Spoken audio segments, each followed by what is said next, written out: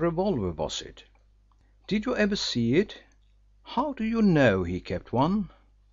"Once or twice I saw something that looked like a revolver in that drawer while Sir Horace had it open. It was a small nickel revolver." "Sir Horace always locked his desk?" "Yes, sir." "None of your keys will open it, of course?" "No, sir. That is, I don't know, sir. I've never tried." Inspector Chippenfield grunted slightly. That trap the butler had not seen until too late. But of course all servants went through their master's private papers when they got the chance. "Do you know if Sir Horace was in the habit of carrying a pocket book?" he asked. "Yes, sir, he was." "What sort of a pocket book?" "A large Russian leather one with a gold clasp." "Did he take it away with him when he went to Scotland? Did you see it about the house after he left?" "No, sir. I think he took it with him. It would not be like him to forget it or to leave it lying about." "And what sort of a man was Sir Horace, Field?" "A very good master, sir. He could be very stern when he was angry, but I got on very well with him." "Quite so. Do you know if he had a weakness for the ladies?" "Well, sir, I've heard people say he had." "I want your own opinion. I don't want what other people said. You were with him for 3 years, and kept a pretty close watch on him, I've no doubt." "Speaking confidentially, I might say that I think he was," said Hill. He glanced apprehensively behind him, as if afraid of the dead man appearing at the door to rebuke him for presuming to speak ill of him. "I thought as much," said the inspector. "Have you any idea why he came down from Scotland?" "No, sir." "Well, that will do for the present, Field. If I want you again I'll send for you." "Thank you, sir. May I ask a question, sir?" "What is it?" "You don't really think I had anything to do with it, sir?" "I'm not here, Field, to tell you what I think. This much I will say. If I find you have tried to deceive me in any way, it will be a bad day for you." "Yes, sir."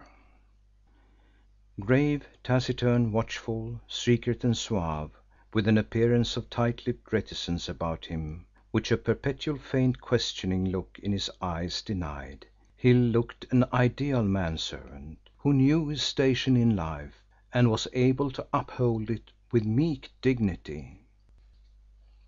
From the top of his trimly cut grey crown to his neatly shod silent feet he exuded deference and respectability.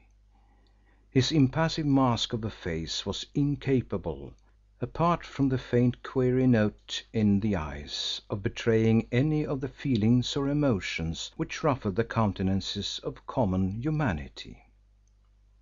On the way downstairs Hill saw Police Constable Flack in conversation with a lady at the front door.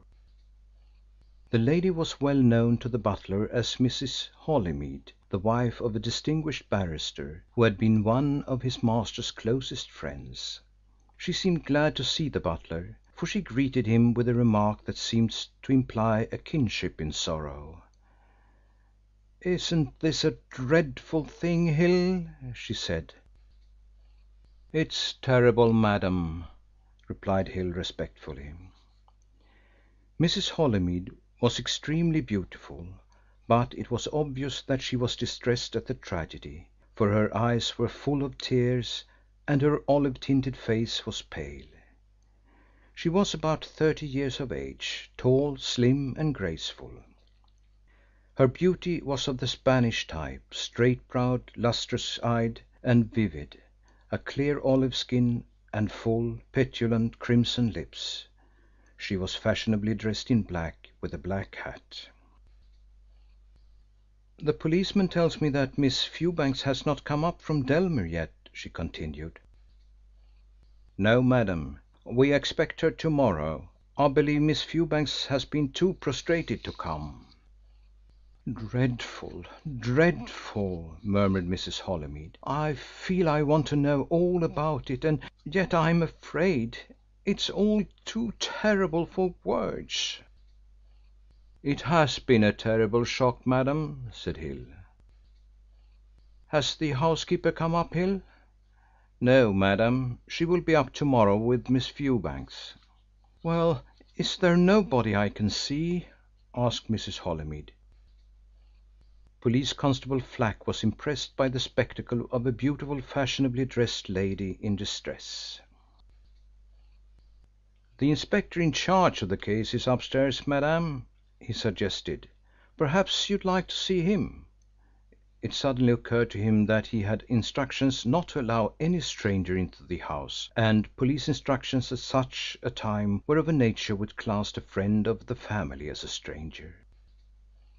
Perhaps I'd better ask him first, he added, and he went upstairs with the feeling that he had laid himself open to severe official censure from Inspector Chippenfield.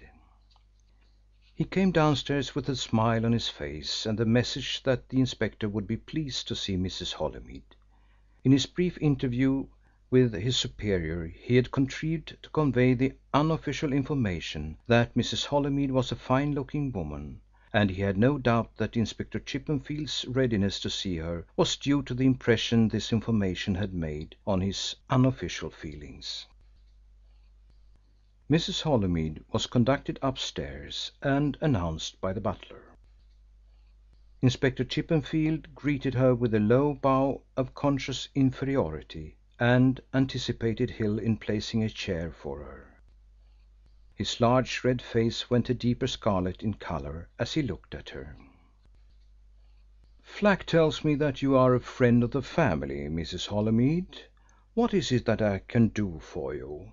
I need scarcely say, Mrs. Holymead, that your distinguished husband is well known to us all. I have had the pleasure of being cross-examined by him on several occasions. Anything you wish to know I'll be pleased to tell you, if it lies within my power." "Thank you," said Mrs. Holymead. She seemed to be slightly nervous in the presence of a member of the Scotland Yard police, in spite of his obvious humility in the company of a fashionable lady who belonged to a different social world from that in which police inspectors moved. It took Inspector Chippenfield some minutes to discover that the object of Mrs. Holymead's visit was to learn some of the details of the tragedy. As one who had known the murdered man for several years and the wife of his intimate friend, she was overwhelmed by the awful tragedy. She endeavoured to explain that the crime was like a horrible dream which she could not get rid of. But in spite of the repugnance with which she contemplated the fact that a gentleman she had known so well had been shot down in his own house, she felt a natural curiosity to know how the dreadful crime had been committed. Inspector Chippenfield availed himself of the opportunity to do the honours of the occasion. He went over the details of the tragedy and pointed out where the body had been found. He showed her the bullet mark on the wall and the flattened bullet which had been extracted, although from the mere habit of official caution he gave away no information which was not of a superficial and obvious kind. It was apparent he liked talking about the crime and his responsibilities as the officer who had been placed in charge of the investigations.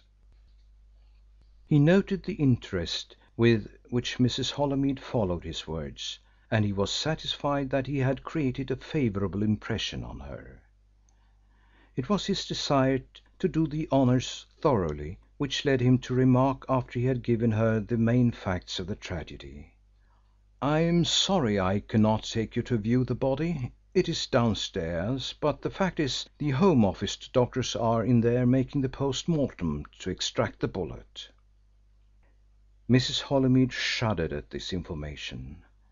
The fact that such gruesome work as a post mortem examination was proceeding on the body of a man whom she had known so well brought on a fit of nausea. Her head fell back as if she was about to faint. "Can I have a glass of water?" she whispered. A fainting woman, if she is beautiful and